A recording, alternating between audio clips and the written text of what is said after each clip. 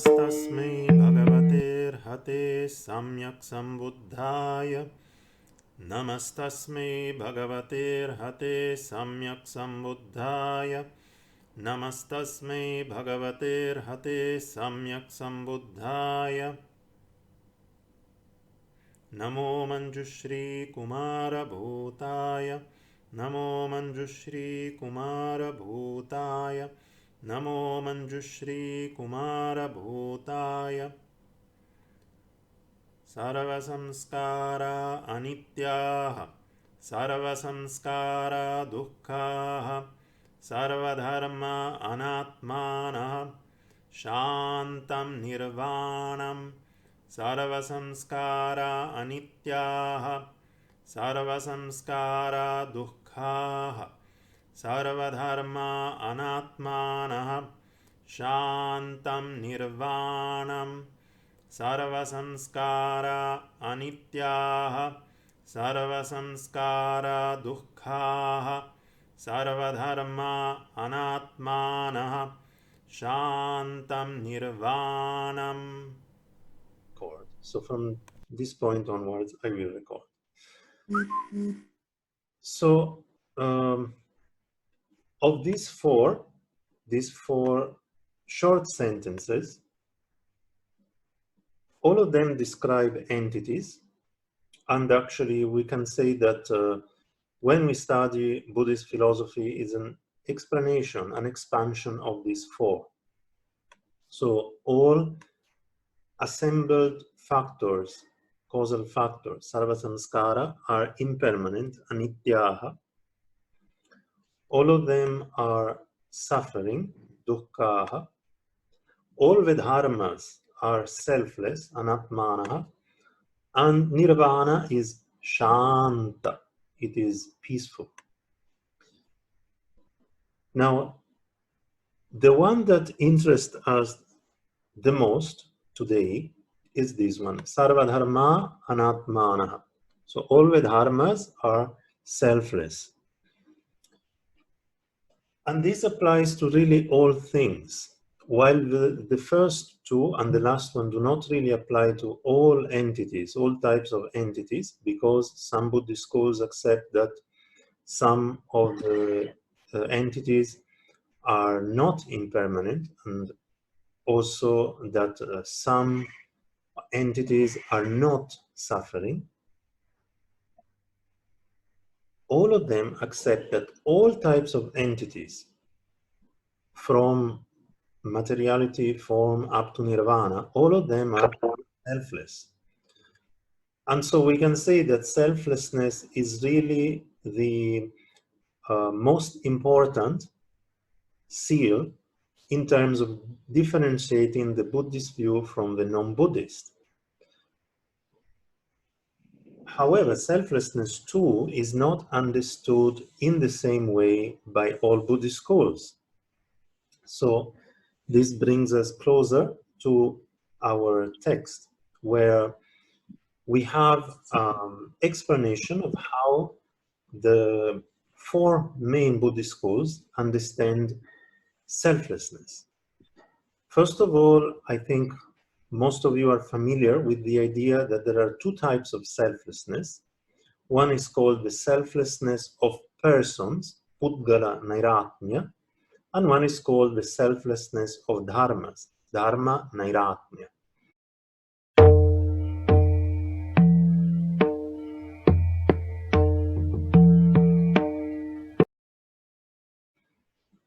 And generally, it is considered that the first type of selflessness is emphasized in the Shravaka school, the non-Mahayana schools, while the selflessness of dharmas is emphasized in the Mahayana school.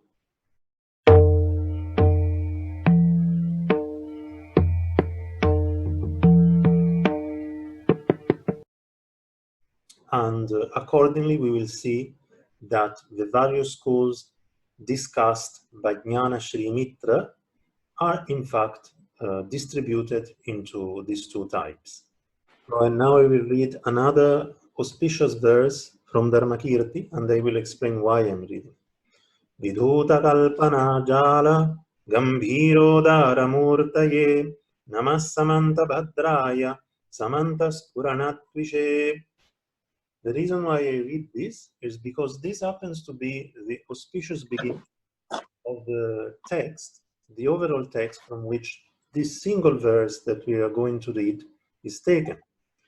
This text is a masterpiece of Jñānaśrīmitra, who was a great master of Vikramasila time. So Jñānaśrīmitra wrote a large philosophical treatise called Ācārya-Jñānaśrīmitra.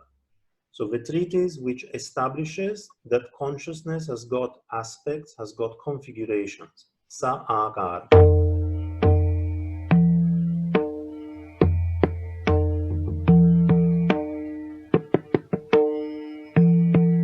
So Jñānaśrīmitra was a Yogacara philosopher, and he defended this particular type of Yogacara philosophy extensively in this beautiful philosophical treatise called the Ācārya-Jñānaśrīmitra, which is not very widely studied, also because it was never translated in Tibetan, it was never translated into Chinese, and the Sanskrit itself is very difficult. What Jñānaśrīmitra does is to explain the entirety of Buddhist philosophy from the perspective of this type of Yogacara.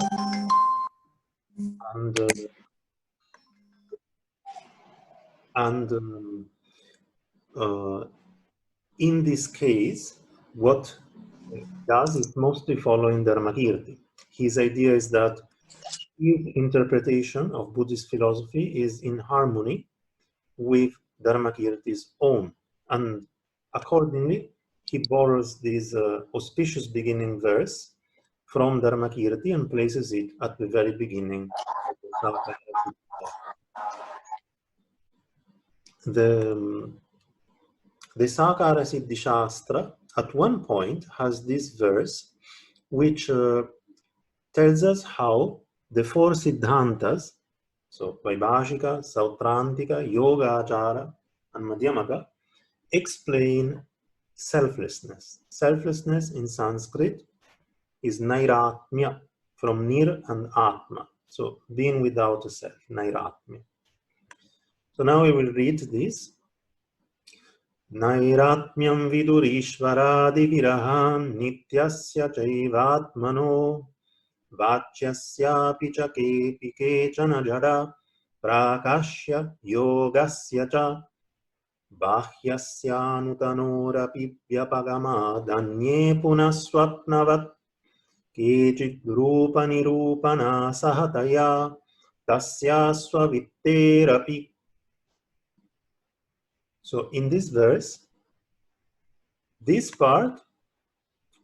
initial part, explains the Pudgalavādin view. The Pudgalavādin are considered in this particular tradition possibly a subdivision of the Vaibhashika view. This part, this short part, explains the Vaibhashika view. This part explains the Sautrantika view. This quarter of the verse explains the Yogacara view. And the last quarter of the verse explains the Madhyamaka view.